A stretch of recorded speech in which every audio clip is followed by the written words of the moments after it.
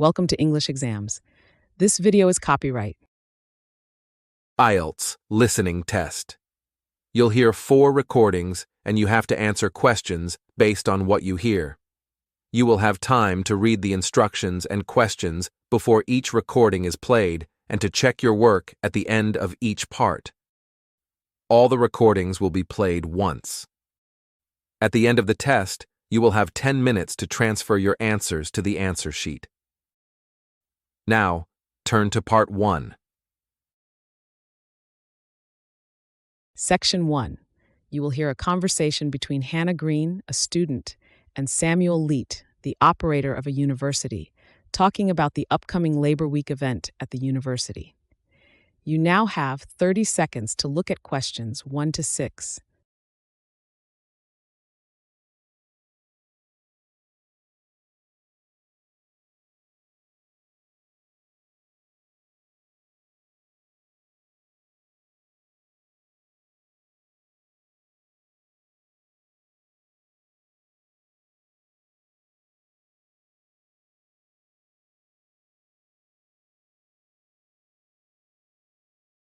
Now listen and answer the questions 1 to 6. Hello, this is Samuel from the university's Community Engagement Office. How can I help you? Hi, my name is Hannah Green. I'm a student here, and I've heard about the Labor Week event. I'm really interested in volunteering and wanted to know more about how I can get involved. That's wonderful to hear, Hannah. Labor Week is a major event for us, lasting for 2 weeks this year, and we rely heavily on volunteers to make it a success. There are various tasks that need to be done. For instance, we often receive donations of books from alumni and local residents, and we also borrow books from other institutions. One of the tasks involves collecting and organizing these books. Do you have a car? Yes, I do. I can definitely help with that. That's great to hear.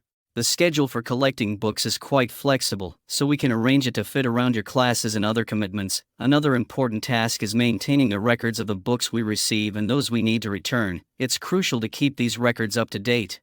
Are you comfortable working with computers?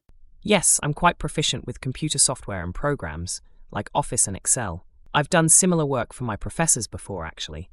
Excellent. The library is located in the east wing of the main building. It's a bit tucked away, so you might not have noticed it before. It's on the right as you enter the building. I'll make sure to check it out. What other areas need volunteers? We also run a charity program for students and staff. It's a great way to foster a sense of community. We need volunteers to help with serving, collecting donated money, and cleaning up afterwards. Would you be interested in that? Yes, I'd be happy to help with that. I enjoy working with people. Wonderful. The lunch program is quite popular, and we often have participants from nearby colleges as well. We're always in need of more hands to help out. Additionally, we have various clubs that focus on different hobbies and interests. For example, we have an art club, a music club, and a sports club. Volunteers are needed to assist with organizing activities and events for these clubs. Do you have any particular hobbies or interests? I'm really into art and music. I'd love to help out with those clubs. That's fantastic. I'll find out where we need the most help and get back to you with more details. Another area where we need volunteers is providing assistance to individual students. Like, there's a student with disability called Sylvia, who needs a ride to the campus during this event. We're having trouble finding someone to take her. Would you be able to help with that? That's absolutely fine. Where does she live? She lives in the outskirt of town. Driving her here and then back home might take some hours. That's absolutely fine. I can do that. I am free on Thursdays this semester, so perhaps I can give her a ride in the morning. Great. I'll email you her address. Thank you so much, Hannah. I'm looking forward to it. It sounds like you'll be a great addition to our volunteer team. Thanks for all the information, Samuel. You're very welcome. I'll send you an email with all the details and contact information for the different activities. Before you hear the rest of the conversation, you have some time to look at questions 7 to 10.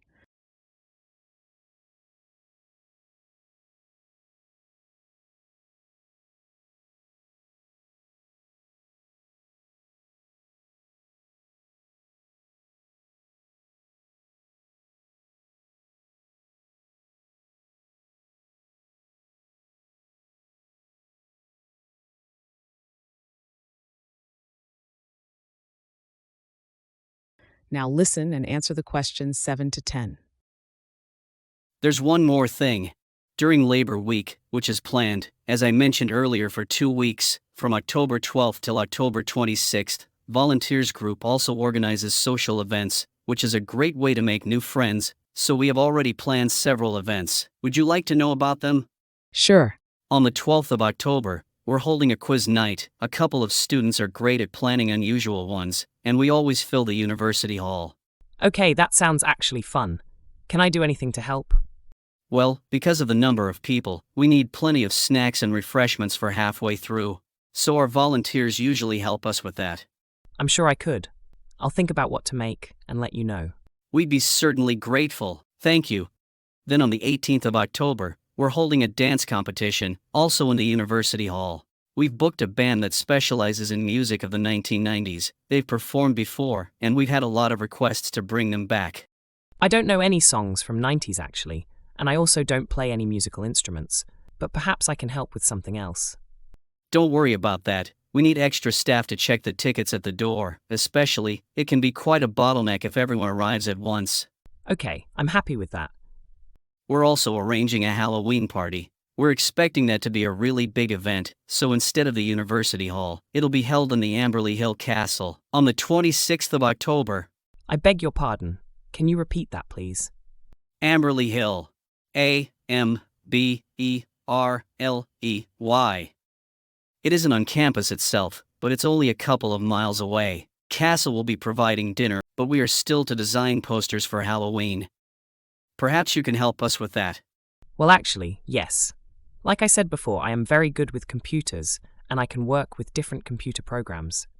Oh, perfect. I'll give you the details, and then perhaps you could send me a draft. Thank you. No worries. That is the end of Section 1. Now turn to Section 2.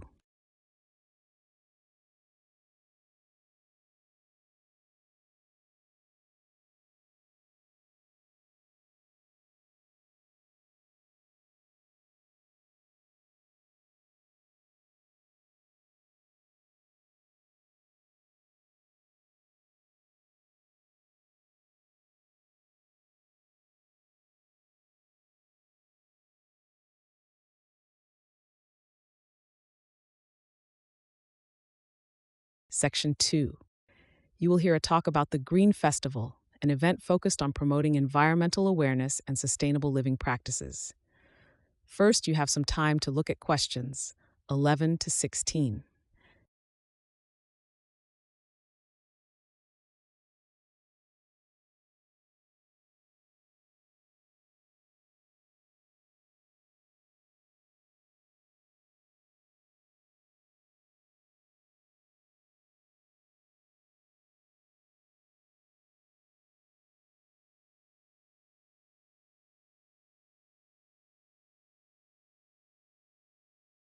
Now answer the questions 11 to 16.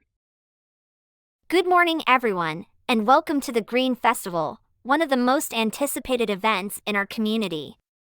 My name's Sarah, and I'm one of the organizers. I'll give you a brief overview of the festival while you're seated, and then you can explore the various activities and stalls at your own pace. The Green Festival is held annually to promote environmental awareness and sustainable living practices. This year, we have an exciting lineup of events and activities that cater to all age groups. The festival kicks off at 10 a.m. with a series of educational workshops. These workshops cover a range of topics, including composting, recycling, and energy conservation. Experts in these fields will provide practical tips and demonstrations to help you incorporate these practices into your daily life. For instance, the composting workshop will teach you how to turn kitchen waste into nutrient-rich soil for your garden, while the recycling workshop will show you how to properly sort and dispose of different types of waste. In addition to the workshops, we have a vibrant farmers market where local farmers sell organic produce. This is a fantastic opportunity to support local agriculture and enjoy fresh, healthy food. You'll find a variety of fruits, vegetables, and homemade products like jams and honey. There's also a section dedicated to eco-friendly products, where vendors showcase items made from recycled materials. From reusable shopping bags to eco-friendly cleaning products, you'll find plenty of options to help reduce your environmental footprint. For the younger attendees, we've organized a range of fun and educational activities. There will be a puppet show with an environmental theme, face painting, and a scavenger hunt that teaches kids about different plants and animals in the park. The puppet show, for example, tells the story of a forest and its inhabitants, highlighting the importance of conservation. The scavenger hunt is designed to be both fun and informative, encouraging children to explore the park and learn about its natural features. We're also thrilled to have live music performances throughout the day. Local bands and artists will perform on the main stage, providing a lively soundtrack to your festival experience. The music ranges from folk and acoustic to more upbeat genres, ensuring there's something for everyone to enjoy. Food trucks offering a variety of cuisines will be available, so you can grab a bite to eat while you listen to the music or explore the festival grounds. To make the event as green as possible, we encourage all attendees to bring their own reusable water bottles and bags. There will be water refill stations and recycling bins placed around the park. We also ask that you consider using public transportation or carpooling to reduce your carbon footprint. By taking these small steps, you can help us make the Green Festival a truly sustainable event. Before you hear the rest of the talk, you'll have some time to look at questions 17 to 20.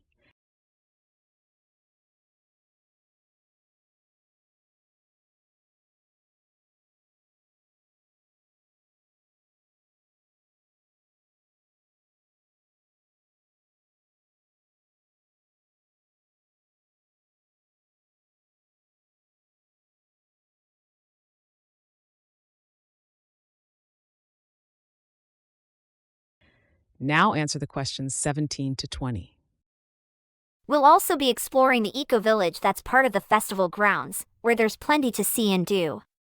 Most of the structures here are built using sustainable materials, so you can get a real sense of eco-friendly living. Until recently, the main pavilion was used for community meetings and workshops. It's now the place to go for lunch, afternoon tea, or just a cup of organic coffee and a slice of homemade vegan cake. The large wooden building that dominates the village is the Eco Hall, and inside, you'll find our collection of sustainable living exhibits. These include displays on solar panels, rainwater harvesting systems, and composting toilets. There's a smaller building, also made of wood, where you can participate in hands-on activities like making your own eco-friendly cleaning products or upcycling old clothes. These activities are designed to be both fun and educational, and children especially enjoy getting involved. The Eco Hall also houses a small shop where you can buy eco-friendly gifts, books on sustainable living, our own organic jams and pickles, and clothes made from recycled materials. Outside the Eco Hall, you can take a ride in an electric vehicle for a quiet, relaxing tour of the festival grounds. These vehicles are powered by solar energy and are a great example of sustainable transportation. And finally, the parkland, which has been carefully landscaped to include native plants and trees that support local wildlife. You'll see types of birds and insects that are rarely found in urban areas these days. We're helping to preserve their habitats and encourage biodiversity. Now come with me and I'll show you. That is the end of Section 2. Now turn to Section 3.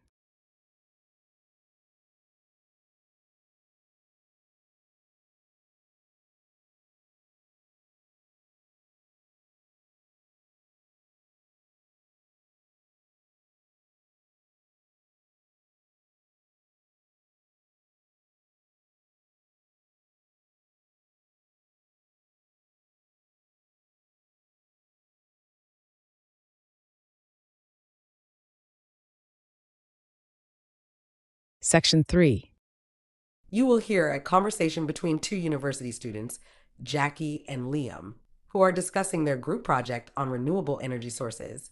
First, you have some time to look at questions 21 to 24.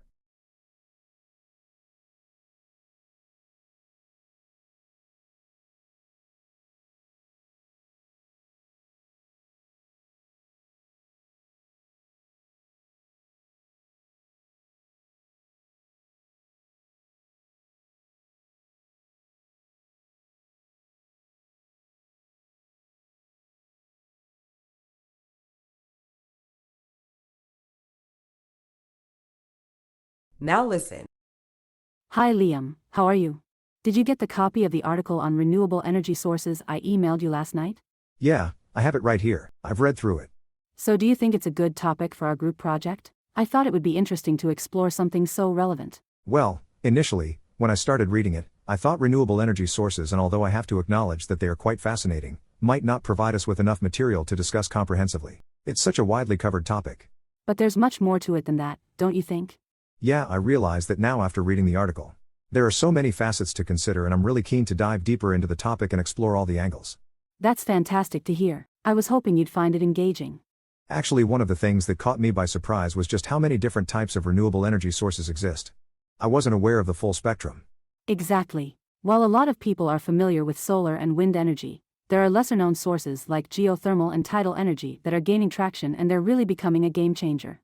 I know. It's impressive how efficient these sources can be, but aren't they a bit cost prohibitive to implement on a large scale? I have doubts about their feasibility in every region.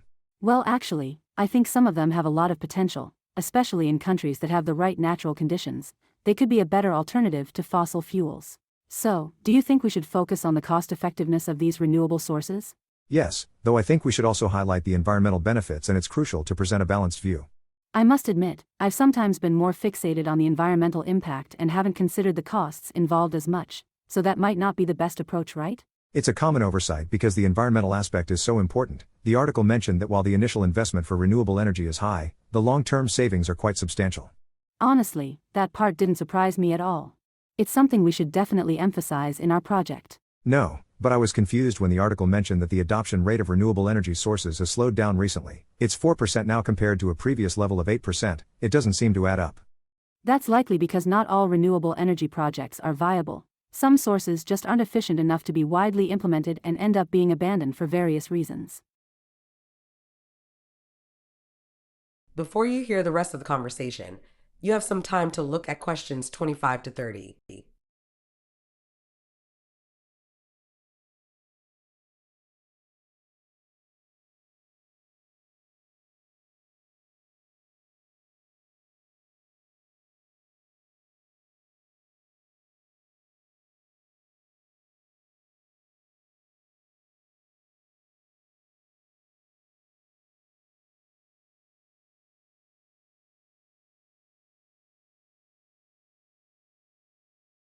Now listen.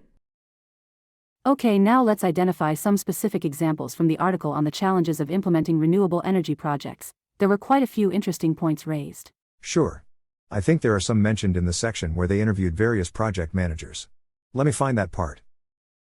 Okay, here it is. Alright, we should start with solar power projects. What did they say about those? They highlighted several issues. One major challenge is the significant initial investment required for solar panels. Additionally, they need continuous maintenance, especially in regions with frequent dust storms, which can severely reduce their efficiency. These storms cause the panels to accumulate dust, thereby obstructing sunlight and decreasing energy output. That's quite insightful. And what about wind energy projects? The main issue with wind energy was the variability of wind. Some turbines were installed in areas where wind patterns were not consistent enough to provide a reliable energy source. Moreover, they faced substantial opposition from local communities due to concerns about noise and the aesthetic impact on the landscape. Sure. It's important to consider local sentiments, and then there was also tidal energy. What were the complications mentioned there? Tidal energy projects faced unique challenges due to the marine environment. The turbines, which are placed underwater, require costly maintenance because they are constantly exposed to salt water, which causes rapid corrosion, and additionally, there were technical difficulties related to the varying tidal flows and the impact on marine life. You'd think with all the technological advancements, these issues would be easier to manage. It's a shame because tidal energy has such potential. What did they say about geothermal energy projects? Well, geothermal energy was indeed fascinating.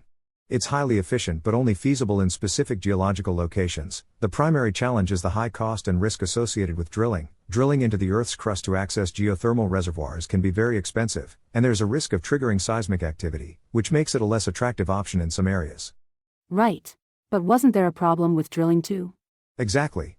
Drilling for geothermal energy can be quite expensive, and there's always a risk of triggering seismic activity. Despite its potential, it's not a universally applicable solution. We could certainly use some of these examples in our presentation to explain why the adoption of renewable energy is not as straightforward as it seems. Okay. What did you think about the pilot project where they combined different renewable energy sources to balance out their weaknesses? It sounded like a promising idea. They aim to use solar, wind, and geothermal energy together to create a more reliable energy supply. However, the project faced significant challenges. Coordinating between different energy systems is technically complex and requires a high level of expertise and funding. Well, the pilot didn't fail because of technical reasons, did it? It was more about the lack of regulatory support and sufficient funding. The article mentioned that while the project initially secured some funding, it wasn't nearly enough to sustain the project long term, especially considering the regulatory hurdles they faced. They did manage to secure some funding eventually, but it wasn't enough to sustain the project long term. Regulatory challenges and inconsistent funding were major stumbling blocks. That's another area we need to discuss in our presentation. The socioeconomic and regulatory aspects are just as important as the technical ones. You know, I used to consider this topic only from the perspective of technological feasibility, without considering the broader socioeconomic factors. There's so much more to it than meets the eye. It's not as simple as it first seems, and we can highlight that by taking a comprehensive approach in our presentation. We need to ensure we cover all these angles to give a well-rounded perspective. That is the end of section 3.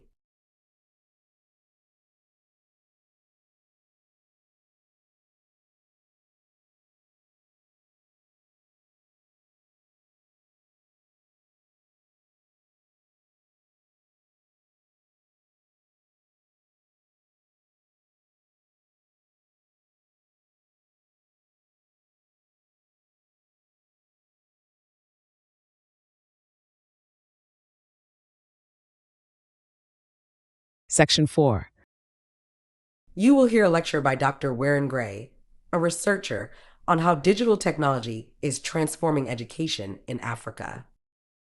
First, you have some time to look at questions 31 to 40.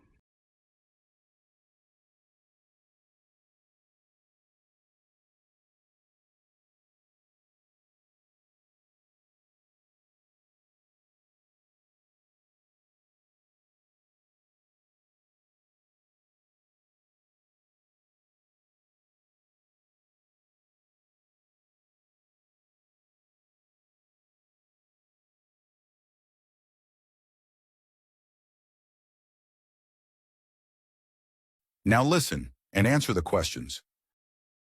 Okay, let's begin today's discussion on a topic that's significantly transforming the educational landscape in Africa: digital technology.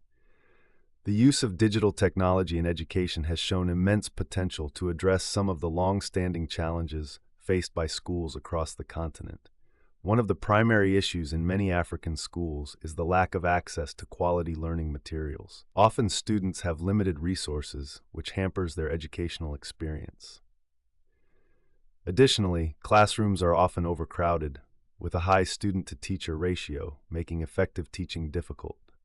Rural areas face significant connectivity challenges, further widening the educational gap. Another major challenge is the inadequate training for teachers on how to effectively use digital tools in the classroom. Many teachers are not equipped with the necessary skills to integrate technology into their teaching methods. Furthermore, insufficient funding for educational technology limits the ability of schools to implement digital solutions on a large scale. However, digital technology offers promising solutions. For instance, mobile learning platforms have made it possible for students to access educational materials on their smartphones. This is particularly beneficial in areas where physical textbooks are scarce. Moreover, digital tools are being used to provide training for teachers, enhancing their skills and teaching methods. Online courses have opened up new learning opportunities, allowing students to pursue studies in fields that were previously inaccessible. In remote areas, solar-powered devices have been introduced to facilitate learning, overcoming the barrier of unreliable electricity. This innovation ensures that students can continue their education even in the absence of a steady power supply. Collaboration with technology companies has led to the development of local content that resonates with the cultural and educational context of African students. The benefits of digital technology in education are manifold. By increasing access to educational materials, improving teacher training, and providing innovative learning tools, digital technology is helping to create a more equitable and inclusive educational environment. Students are gaining the skills they need to thrive in a rapidly changing world, and teachers are better equipped to provide high-quality education. Furthermore, digital tools enable interactive and engaging learning experiences, which can enhance students' understanding and retention of information. They also support personalized learning, allowing students to learn at their own pace and according to their individual needs. In underserved areas, digital technology provides a lifeline for education, ensuring that all students have the opportunity to learn and succeed.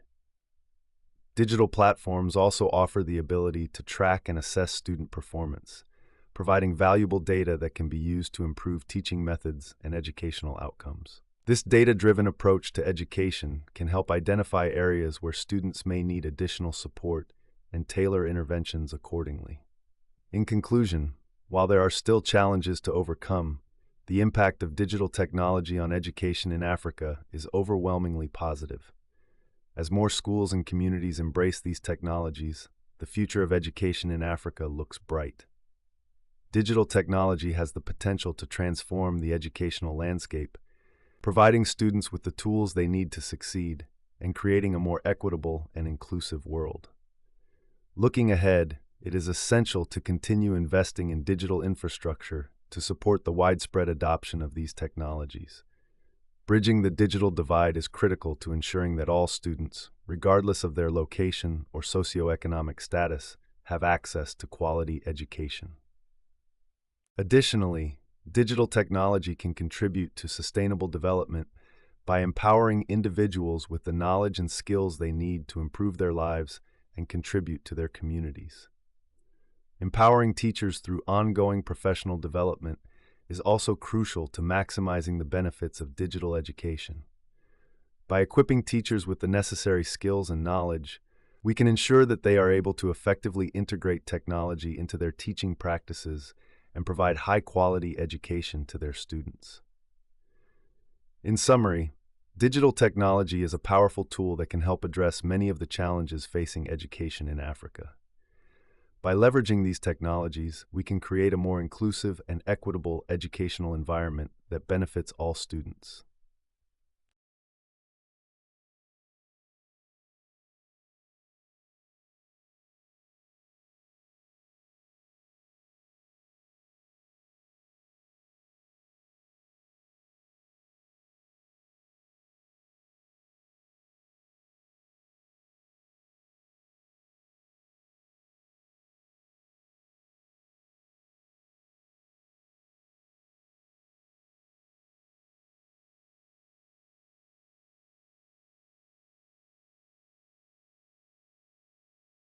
That is the end of the test.